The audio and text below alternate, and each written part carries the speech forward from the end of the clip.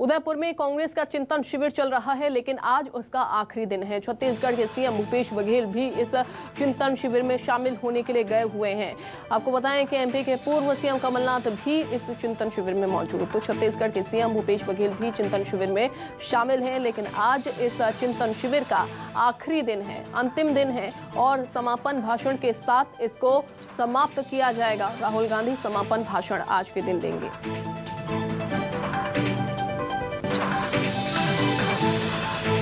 कांग्रेस की चिंतन शिविर का आखिरी दिन चूंकि आज है और आपको बता दें कि मुख्यमंत्री भूपेश बघेल भी इस चिंतन शिविर में शामिल हैं। एमपी के पूर्व सीएम कमलनाथ भी मौजूद हैं और साथ ही साथ कई सारे यहां पर सुझाव भी सामने आए हैं। जी हां, सुझाव दिए गए हैं। चूंकि चिंतन शिविर था, 3 दिनों तक चर्चा हुई और चर्चा में कई सुझाव सामने आए। तो बड़ी खबर आपको बता रहे हैं, जहां पर चिंतन शिविर जो है आज आखिरी दिन उसका। दूसरी तरफ आपको बताएं कि लगातार ये चिंतन शिविर चल रहा था 2 दिन से, लेकिन आज तीसरा दिन है और तीसरे दिन में आज कई सारे सुझाव जो हैं वो सामने आए हैं। छत्तीसगढ़ के मुख्यमंत्री भूपेश बघेल भी इसमें शामिल, एमपी के पूर्व सीएम कमलनाथ भी चिंतन शिविर में शामिल होने के लिए पहुंचे, वो भी इसमें मौजूद। 3 दिनों तक चर्चा हुई, लगातार गहन किया गया, तमाम बातों पर यहाँ पर मंथन किया गया और उसके बाद तमाम तरीके के सुझाव सामने आए।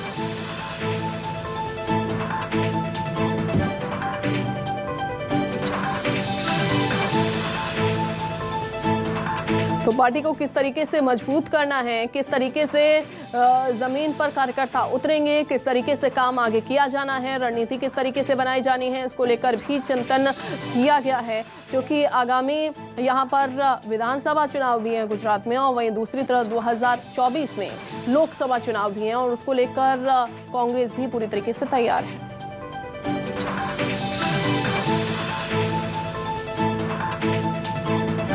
और पॉलिटिकल एडिटर रमन हमारे साथ जुड़ गए हैं, सीधा उनका रुख कर लेते हैं। रमन, आज आखिरी दिन इस चिंतन शिविर का समापन भाषण कितने बजे होने वाला है, क्या है अपडेट, क्या जानकारी?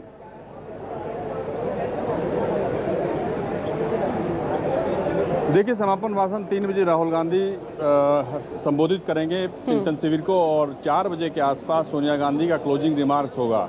लेकिन सबकी नज़र राहुल गांधी के स्पीच पर लगी हुई है कि राहुल गांधी क्या बात बोलते हैं, क्योंकि 6 जो कमेटी बनी हुई है उस 6 कमेटी के सभी मेंबर्स सहित चेयरमैन सहित उन्होंने अपनी रिपोर्ट सोनिया गांधी को सौंप दी है और उस रिपोर्ट को सौंपने के बाद सोनिया गांधी की मंजूरी मिलने के बाद उसमें से क्या फैसला होता है इसके बारे में सबको बताया जाएगा। और इसमें कई अहम फैसले हैं, जिसमें कोटा विद इन कोटा महिला आरक्षण में जब राज्यसभा से महिला आरक्षण विधेयक पास हुआ था उस वक्त सरकार के सहयोगी दल, उस वक्त की सरकार जो यूपीए की सरकार थी, उनकी सरकार के सहयोगी दलों ने कोटा विद इन कोटा की मांग करते हुए उस आरक्षण बिल का विरोध किया था। लेकिन अब कांग्रेस पार्टी ने अपने स्टैंड में यू टर्न करते हुए कोटा विद इन कोटा की वकालत की है और सरकार पर दबाव बनाने के लिए पूरी तरीके से कमर कस ली है। साथ ही साथ जो ऑर्गेनाइजेशन है उस ऑर्गेनाइजेशन में महिलाओं को, ओबीसी को, शेड्यूल कास्ट को, शेड्यूल ट्राइब को 50% आरक्षण देने का प्रावधान किया गया है और सरकार और पार्टी की तरफ से इसे मंजूरी मिलने के बाद ये भी चिंतन शिविर की एक बड़ी उपलब्धि मानी जाएगी। यानी कि कह सकते हैं कि कांग्रेस के सामने सबसे बड़ी चुनौती इस बात को लेकर है कि 2024 के लोकसभा चुनाव में किस तरीके से चला जाए। समान विचारधारा वाले जितने राजनीतिक दल हैं उनके साथ गठबंधन करने का रास्ता किस तरीके से आगे बढ़े, इस बात पर जोर दिया गया है। बिल्कुल बिल्कुल रमन, लेकिन अगर हम छत्तीसगढ़ के और मध्य प्रदेश के लिहाज से इसको जोड़कर देखें तो कमलनाथ भी यहाँ पर पहुंचे, उसके बाद मुख्यमंत्री भूपेश बघेल भी यहाँ पर पहुंचे। क्या लगता है कुछ बदलाव अब देखने को मिल सकते हैं योजनाओं की अगर हम बात करें या फिर कार्यप्रणाली की अगर हम बात करें तो?